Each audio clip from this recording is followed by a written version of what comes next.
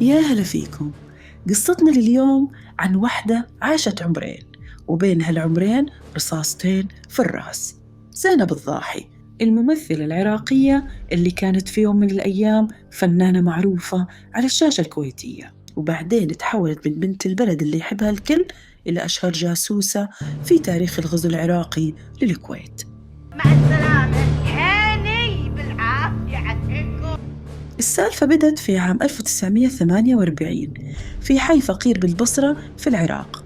انولدت زنوبة عبد الخضر، وكانت عيشتهم على قد حالهم، لدرجة إنها ما قدرت تكمل دراستها. وهي عمرها 10 سنين بس كانت توقف في السوق تبيع بط عشان تعيل أهلها وتجيب لقمة العيش. لكن زنوبة علمت نفسها القراءة والكتابة، وطورت مهارة كانت هي مفتاحها للدنيا، اللي هي الطبخ. اشتغلت طباخة عند تاجر في البصرة، ومن حسن حظها ومن سوء حظ الكويتيين كان عندها ضيف تاجر كويتي ذاق طبخها وانبهر، وعرض عليها تروح معه للكويت تشتغل في بيته.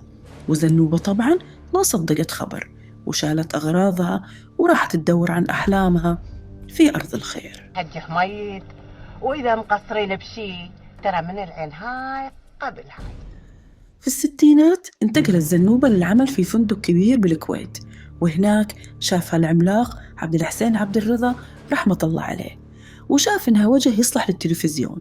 وبسبب نقص الممثلات الكويتيات وقتها بحكم العادات والتقاليد وإن عيب البنت تمثل، دخلت عالم الفن وتغير اسمها إلى زينب الضاحي.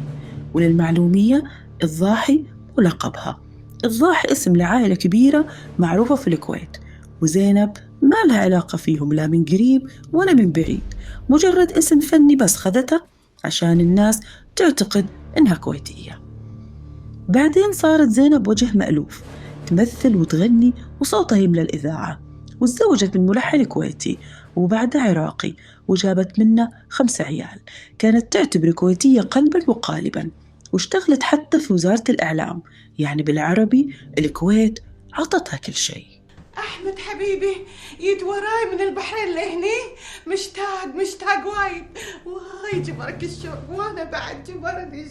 في أول صباح من أيام الغزو، زينب قامت على خبر غزو العراق للكويت. هنا طار عقلها وخافت على نفسها وعلى أهلها، لأنها وجه معروف وممكن أي طرف يستغلها أو يستهدفها. وراحت لبيت أمها في الخالدية، ومن كثر ما كان وضعها المادي مرة تعبان وما عندها شيء، اتصلت بالفنان عبد الحسين عبد الرضا رحمة الله عليه وطلبت فزعته. وبالفعل ما قصر معها، ووفر لها مجموعة مواد غذائية وأكل يمشي حالها. وبعد كم يوم جاها اتصال من واحد اسمه أبو عقيل، وطلب منها أن تشتغل مع الجيش العراقي وتساعدهم. وافقت على طول وبدون تردد، وبدأت تسوي حفلات تمجد في رئيسها وتدعي الفنانين عشان ينضمون لنقابة الفنانين العراقيين الكويتيين اللي أسسوها وقتها. مو بس كذا، كانت تعطي الجيش عناوين بيوت الفنانين وأماكن المسارح عشان يروحون ينهبونها ويودون أغراضها للعراق، ومنهم مكتب الفنان سعد الفرج. في ذيك الفترة سافرت للعراق مرتين، مرة عشان تشوف أهلها، ومرة مع نقيب الفنانين العراقي، وقابلت مسؤولين كبار. وفي شهر نوفمبر 1990 عينوها رسمياً مسؤولة في الكويت. تعاونها معهم كان فني، يعني في وقت ما الأزمة مشتعلة في الكويت كانت هي تسوي حفلات غنائية تمجد في صدام وجيشه وتدعمهم. وعشان يكشخونها ويخلونها تتحرك براحتها، أعطتها النقابة سيارة عشان تتنقل فيها، وطلعت في جريدة الجمهورية العراقية تحكي عن دعمها وتأييدها لصدام وجيشه وغزوهم للكويت. على بختك خيا سعدت، قمرة ماتت من 5 سنين، الله يرحمها. ذكر الميت ما يصلح يا خيا، ما يصير، احنا بفرح. الفنانين الكويتيين ما نسوا لها هالمواقف.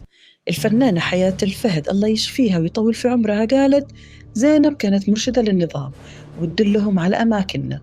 والفنان جاسم النبهاني قال إنها اتصلت على زوجته الطيبة الفرج رحمة الله عليها وهددتها، حتى إنها اتهمت الفنانة أمل عباس بالسرقة، زور وكذب.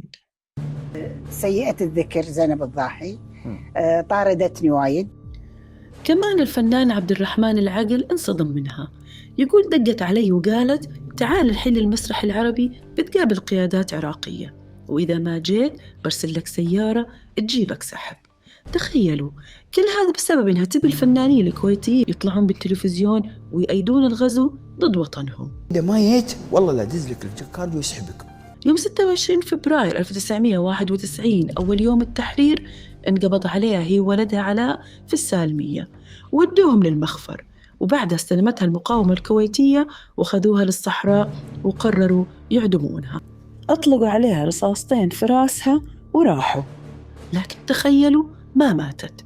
يعني سبحان الله، في ناس تموت بس من الفجعة، وهذه رصاصتين وفي الراس ولا صار لها شيء. المهم زحفت وهي تنزف لين وصلت لمسجد، والناس هناك ودوها المستشفى، ورجعت السلطات الكويتية اعتقلتها من جديد. ظهرت بعدين في المحكمة وهي حالقة شعرها ولابسة حجاب بسبب الرصاص والعمليات اللي سووها لها. دافعت عن نفسها وقالت أنا كنت مضطرة والحكومة العراقية ضغطت علي.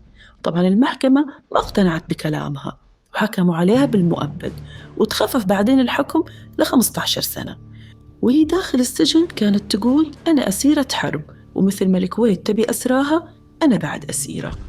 وفي 2002 طلعت بعفو أميري ورحلوها للبلد اللي تختارها، واختارت الإمارات، لكن ما طولت فيها كثير.